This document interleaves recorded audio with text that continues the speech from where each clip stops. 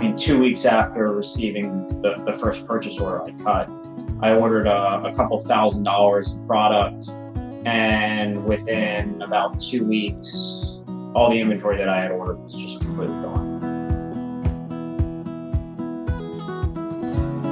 You're listening to Deal Closers, brought to you by websiteclosers.com, a show about how to build your e-commerce business to be profitable, scalable, and one day, even sellable. I'm Jason Gillikin, and on the show today, we talk to a founder who successfully built his company to the point where he could make a living, then a good living, and then he had a successful exit. You know, sometimes when we think about starting a business, we look into what we're passionate about. Jim Cook left his safe consulting job and started Samuel Adams because he was passionate about beer and had an old family recipe. Jen Hyman and Jennifer Fleiss started Rent the Runway because of their love of fashion. Even Bill Gates was a programmer way back in 8th grade. And sometimes when we're starting a business, it's a pretty simple concept. We find a market that's being underserved and that we can make some money. Today we're with Isaac Porter and Ron Matheson from websiteclosers.com, along with the founder of a company that they help sell, GWA Auto Parts. For founder Gregg Alper, he found a market that was both underserved and what he was passionate about: high quality, hard to find auto parts. Gregg got into e-commerce back in 2008. While he was working at an auto repair shop, he decided to put up a website, and the results were pretty surprising. So Gregg, were the owners like shocked at some of these sales? Like, were they impressed with what you were doing? Yeah, it was obviously, it was an overnight success, so it kind of built up over time. But yes, it was kind of consistent month over month growth. It was a great journey, and that eventually kind of turned into a full-time e-commerce role at that business in the end of 2012. Okay. Awesome. And then according to LinkedIn, it says you were a police officer as well at some point in that journey? Yep. After finishing undergrad. So I kind of continued doing e-commerce part-time while I was a police officer. It was really, really interesting to combine those two aspects. And it ultimately got to a point where I had to make a decision to go one direction or the other, and I chose e-commerce. Yeah. I don't imagine there are too many police officers / e-commerce gurus out there. Maybe I'm wrong, but I can't imagine there are too many. I have one friend that I met along the way that actually has a very successful print-on-demand business. Oh, very cool. Yeah, it's not common. No, no, imagine not. So that business that you were talking about, and that was USP Motorsports, is that correct? Yes. Okay. So you were there for 8.5 years. When did you start to think like, you know what, I kind of want to start something on my own? It was towards the end of 2015, beginning of 2016. Okay. And then what were you thinking? Like, I just have the bug. I want to, try something for myself here. I want to be the one reaping all the benefits of it. Like, how did that come about? Yeah. So it kind of came about because I was at that point, that business had grown to about 15 full-time people. We were doing our own fulfillment. So I was kind of overseeing everything on the e-commerce side of the business. And ultimately, I wanted a pathway to equity in that business, and there just wasn't a pathway there. So that's when I started looking at ways of starting my own business. That's great. So how did it all start? Like, how did your first e-commerce business get going? Yeah, so around the end of 2015, beginning of 2016, just didn't really have a firm grasp on what direction I wanted to go. I obviously had e-commerce knowledge. I had a lot of automotive knowledge. And I don't remember how I came across the first piece of content that I did, but I remember coming across content from the founder of Jungle Scout, as well as some content from Ryan Moran.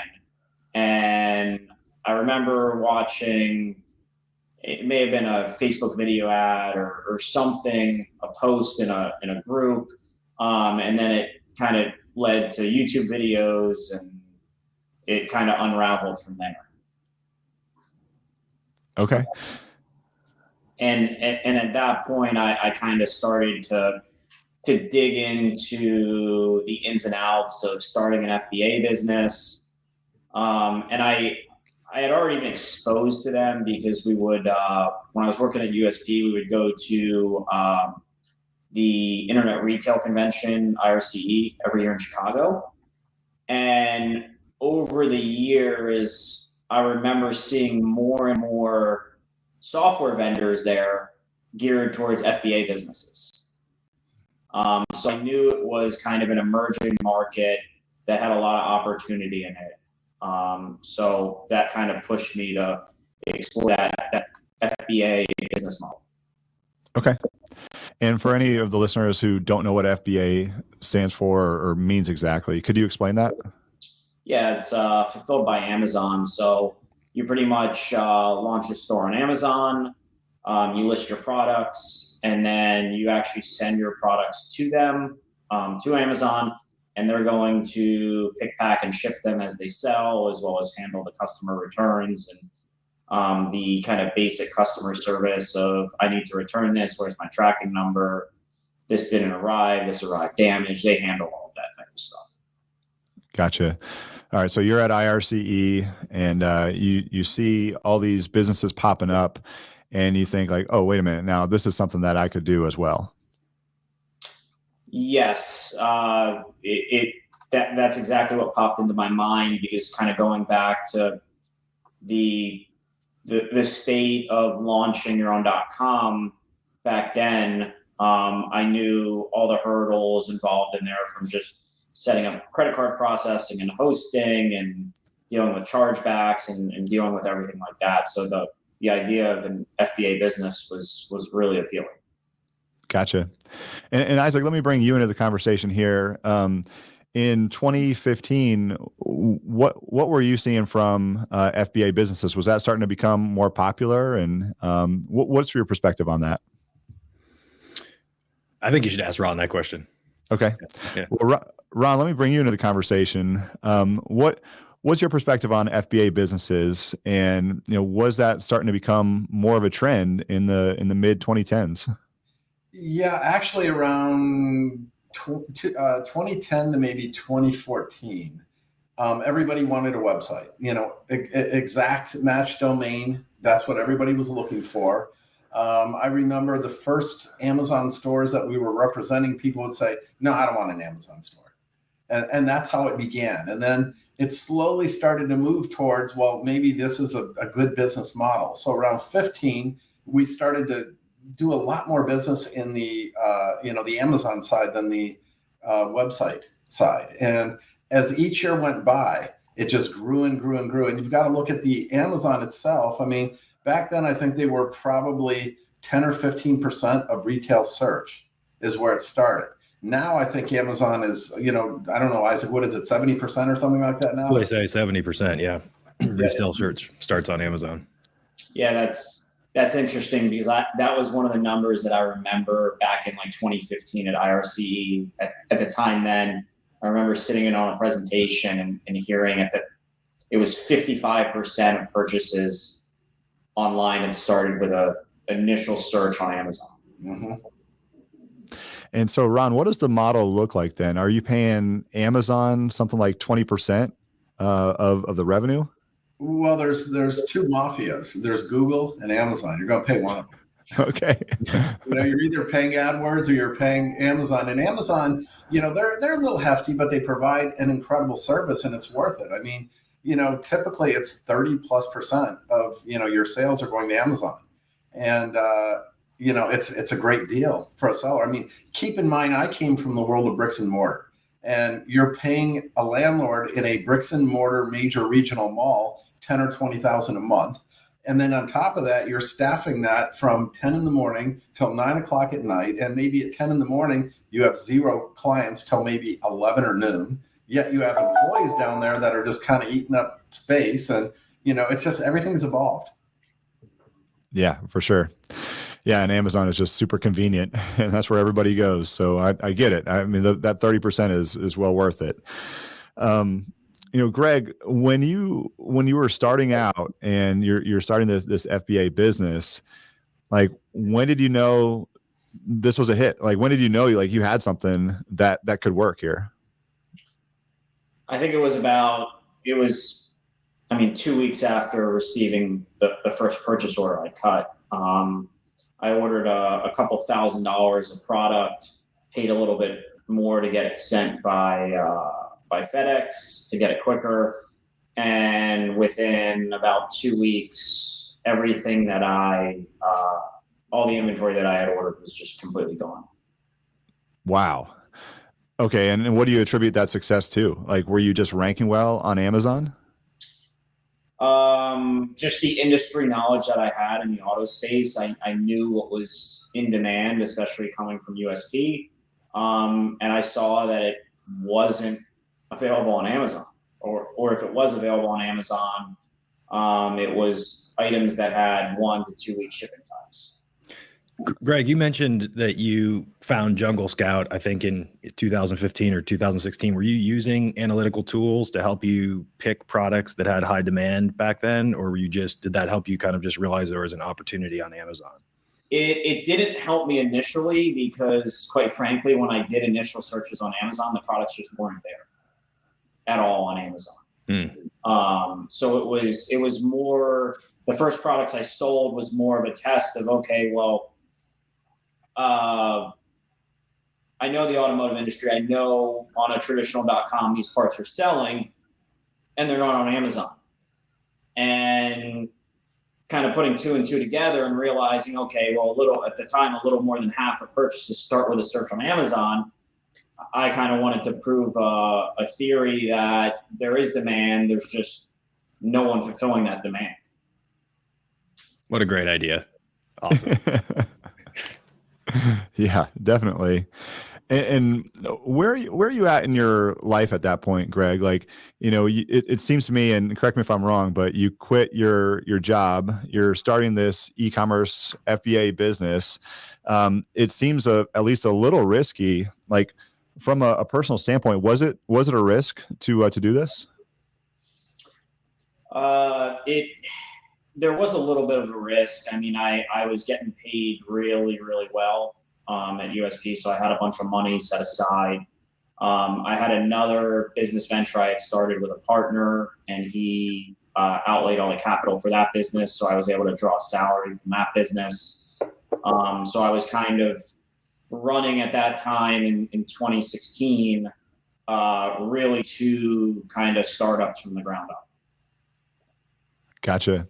And what was that other company? It was a company in automotive as well, specializing in like car care and cleaning products. Nice. I mean, it seems to me like you found 2 different niches here, like your love for automotive and your knowledge of e-commerce. You bring those together and you create a business that ultimately sells. And we'll get to that here in just a second. But yeah, that's just amazing.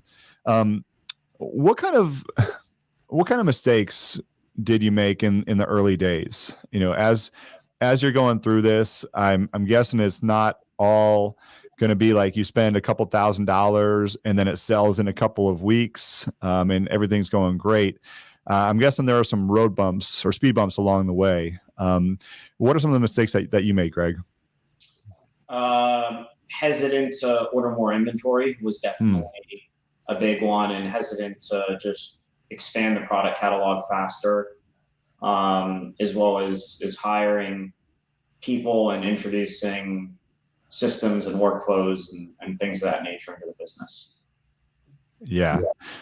So how do you decide then, when it's time to expand and hire? And it's not just you anymore after that. Like, you have to rely on other people, and you can't be involved in all the decisions of the business, and that's pretty difficult. So, yeah, how do you make those decisions?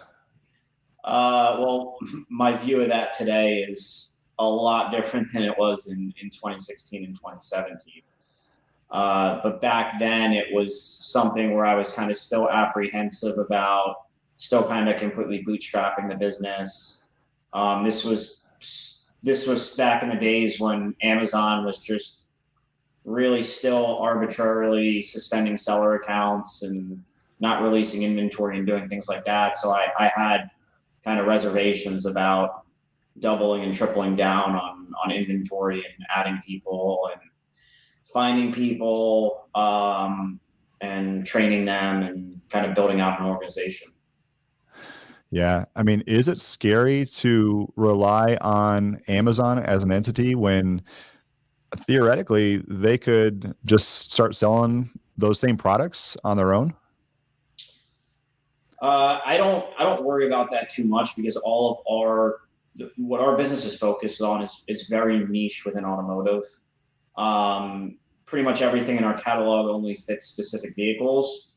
And in turn, what makes that unique is we have relatively low unit volume per SKU. If I look in the automotive category and see where Amazon's introduced basics and some of their private label brands, it's in more of the commoditized stuff, motor oils, cabin air filters, things like that. And I don't really see them getting into automotive replacement parts in private label. Gotcha. And so you mentioned the SKUs, and you've got limited inventory in a lot of SKUs. How many SKUs did you have initially? And then when did you start to scale that up? And let's say, last year, or let's say now, how many SKUs do you have at this? Let me try this again. So you mentioned the SKUs, and that you have a lot of SKUs but limited inventory. When did you start to build up that number of SKUs? So the initial purchase order I placed when I launched the business, I believe, was with 5 SKUs, and I believe the second purchase order I placed, I doubled it and went to 10, and it was just kind of a very kind of snowball effect in terms of every time I would order more and more SKUs because I started using some of the tools to find product opportunities. And at the time, the only one that really existed was Jungle Scout. Gotcha. Okay. Well, we'll talk about your growth. You mentioned growing with the SKUs, of course, but how many team members did you start to build up? And I don't know if you want to share specific revenue numbers, but broad scope, like what do revenue numbers start to look like as you're growing? Yeah, so I think the first sale with the business occurred in May of 2016. The first person I added was in August of 2017.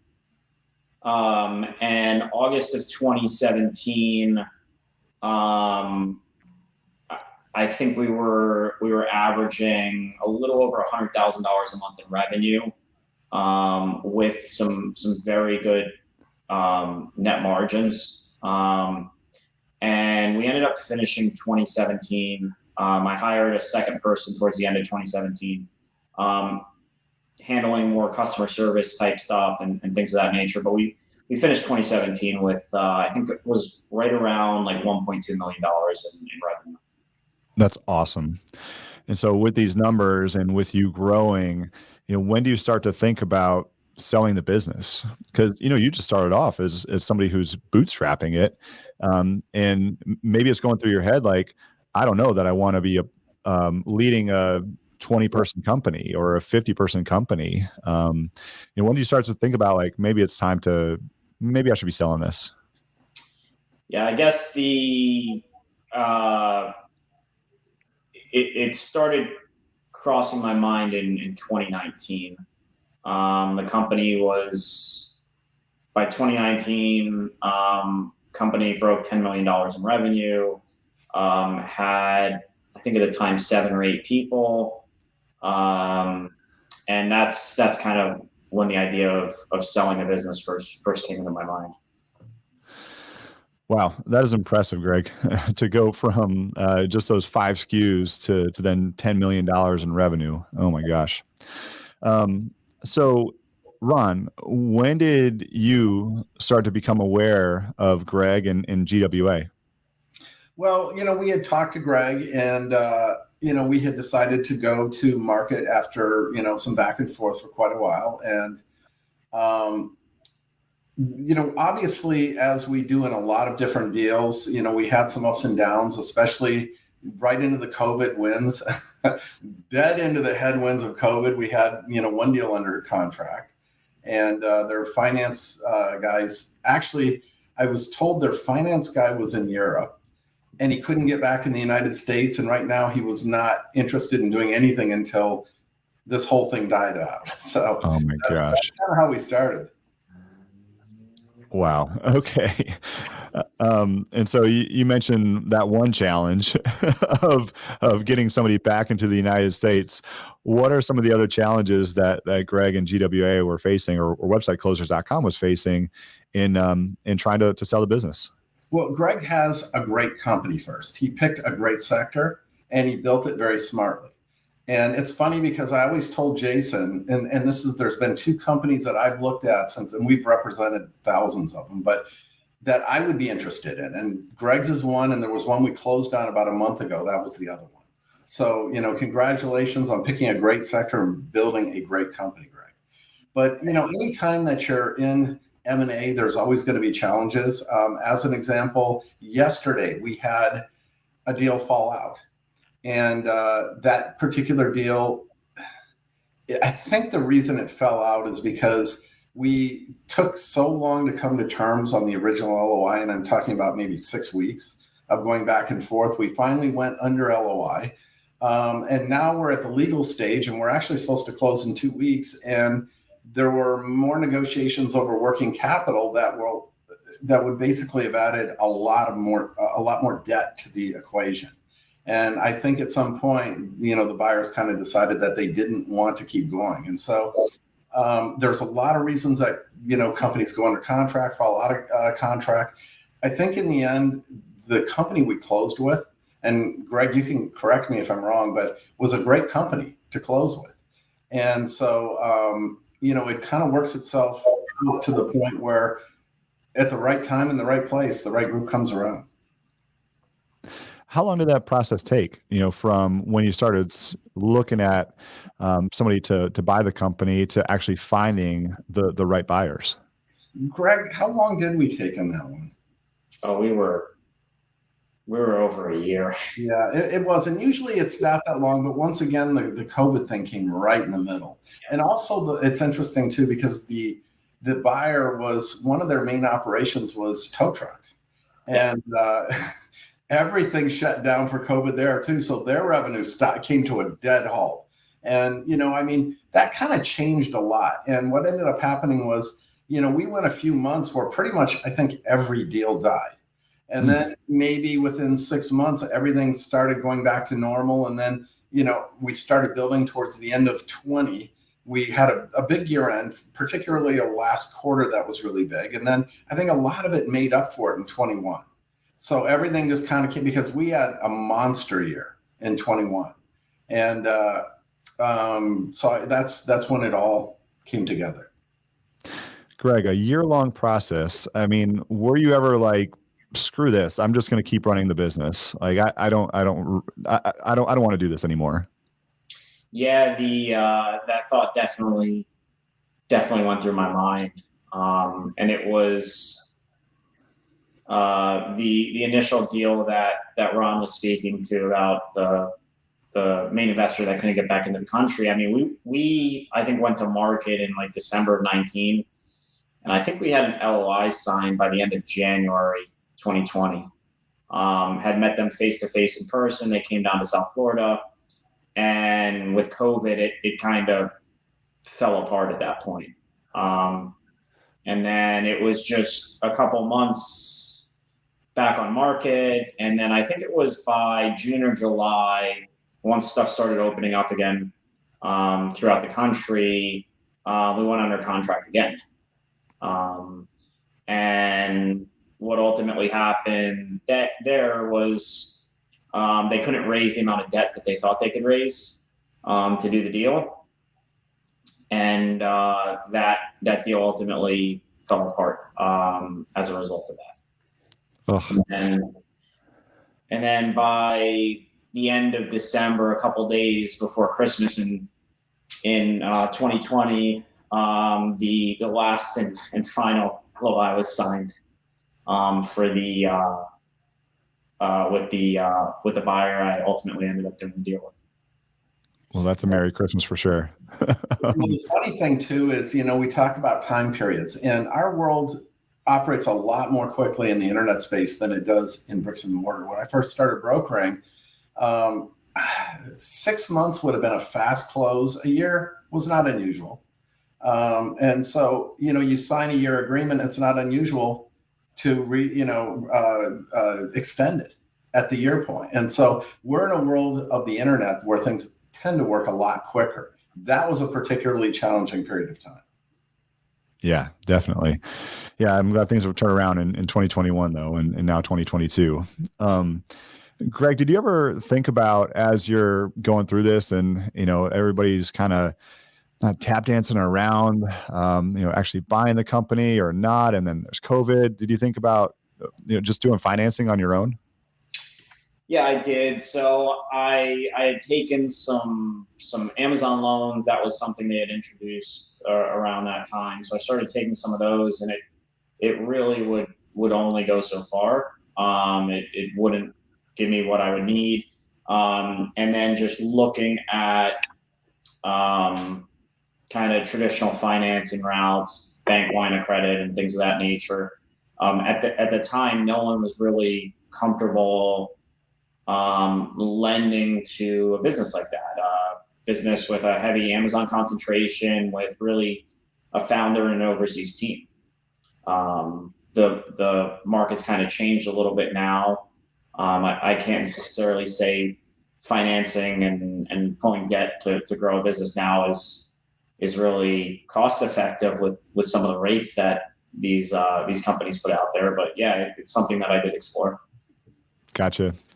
All right. Well, let's take you back to a couple days before Christmas, when that LOI was signed. It had to feel amazing.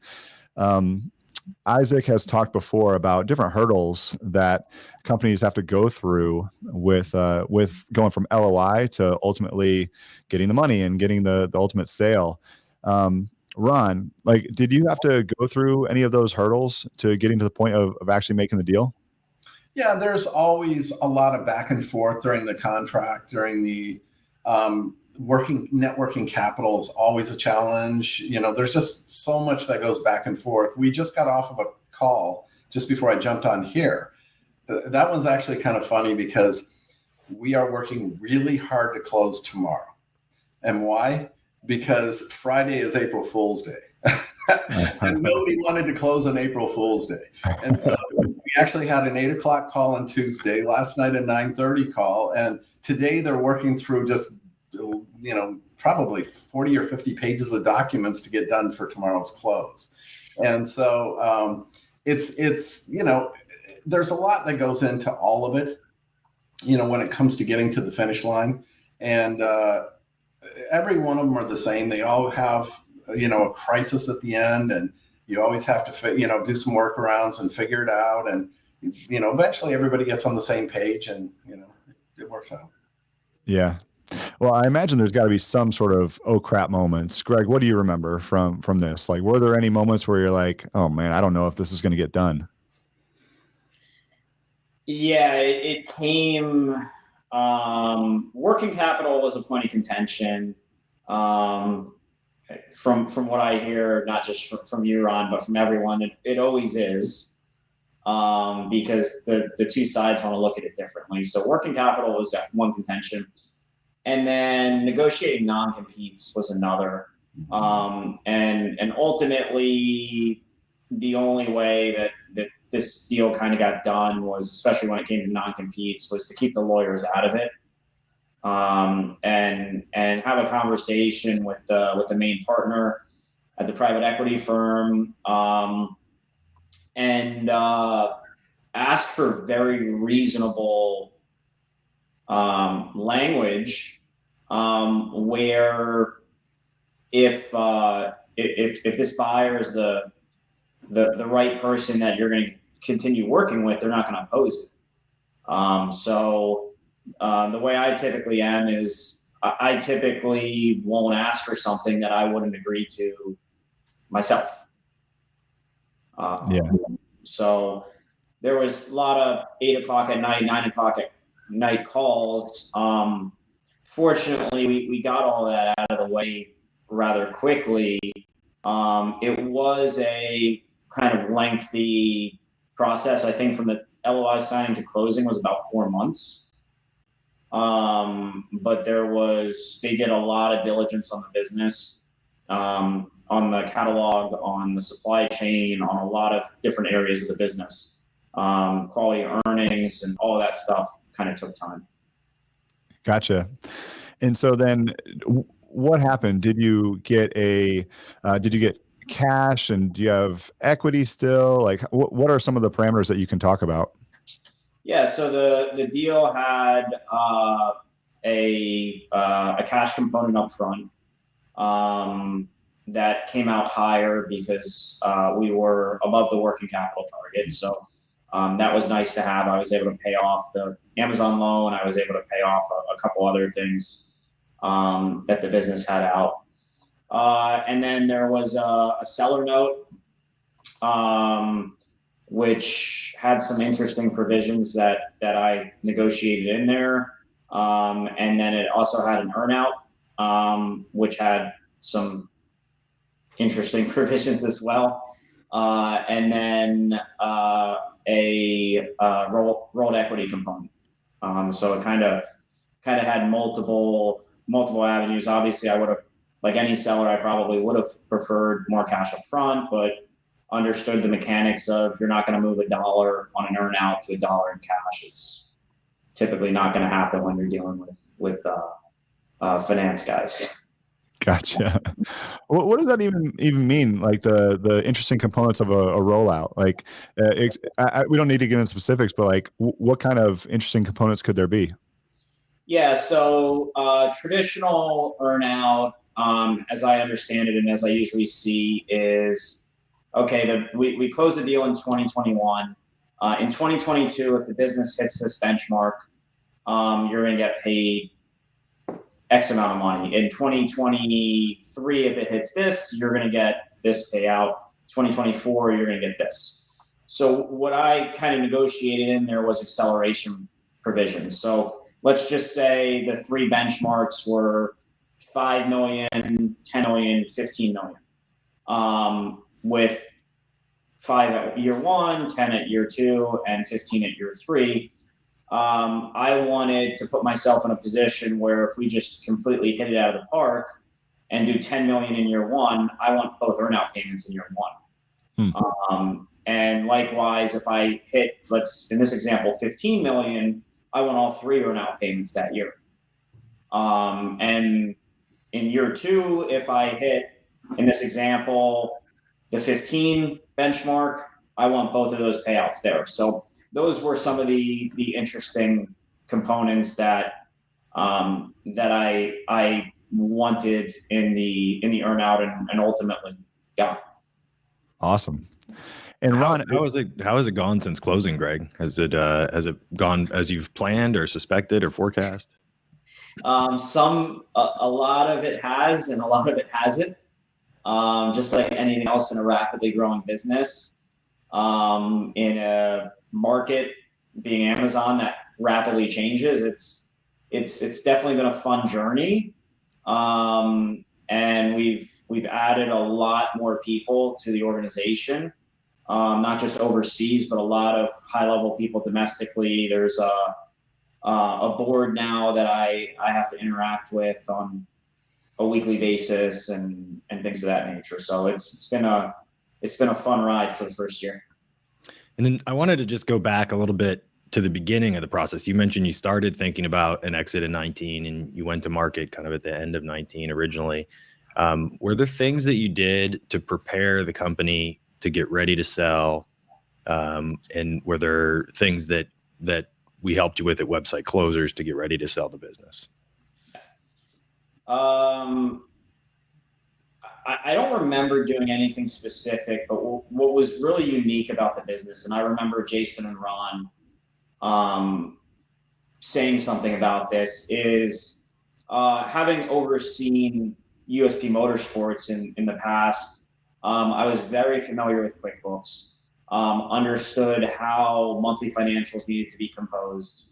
And in turn, when I reached out to Website Closers to go to market, I had accrual-based books in QuickBooks down to a SKU level, going all the way back from the time the business started.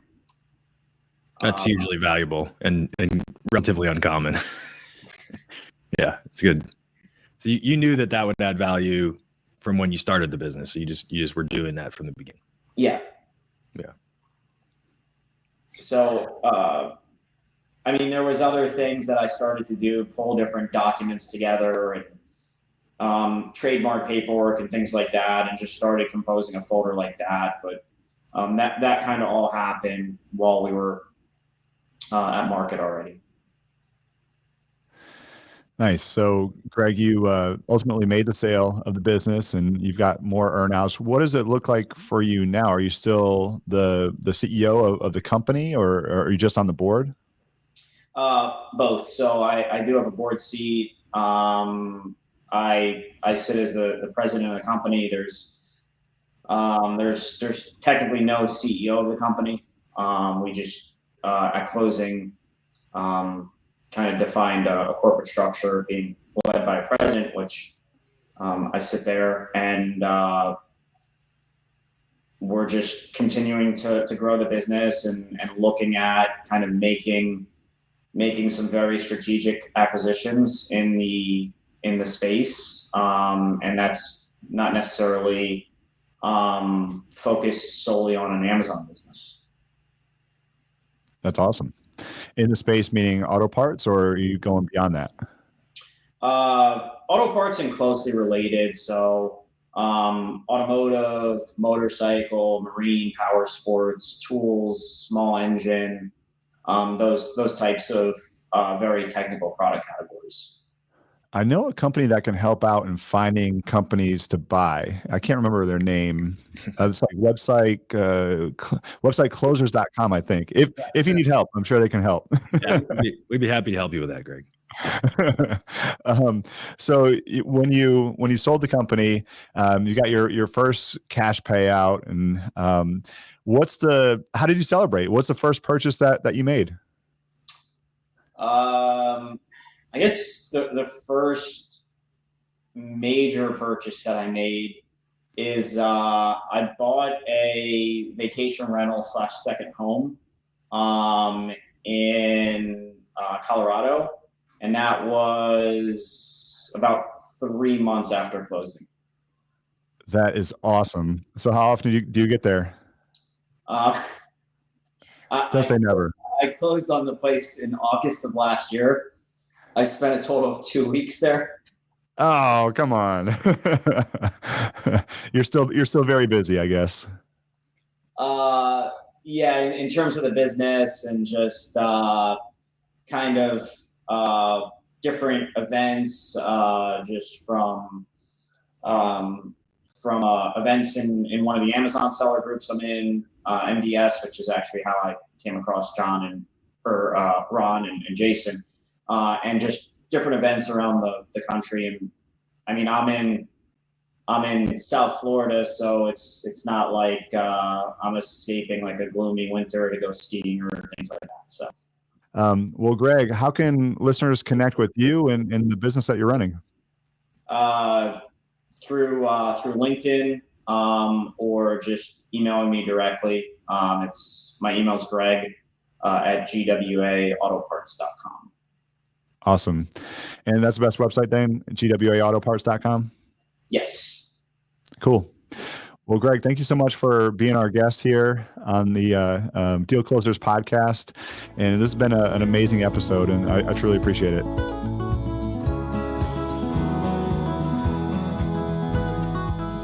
All right, that was Gregg Alper, and you can find GWA Auto Parts at GWAautoparts.com. Thanks, everyone, for listening to this episode of the Deal Closers podcast, brought to you by websiteclosers.com. If you like the show, be sure to rate us, write a review, press the follow button, or share with your network. And of course, if you're looking for help selling your e-commerce business, be sure to visit websiteclosers.com. This episode was edited and produced by Earfluence. I'm Jason Gillikin, and we'll see you next time on the Deal Closers podcast.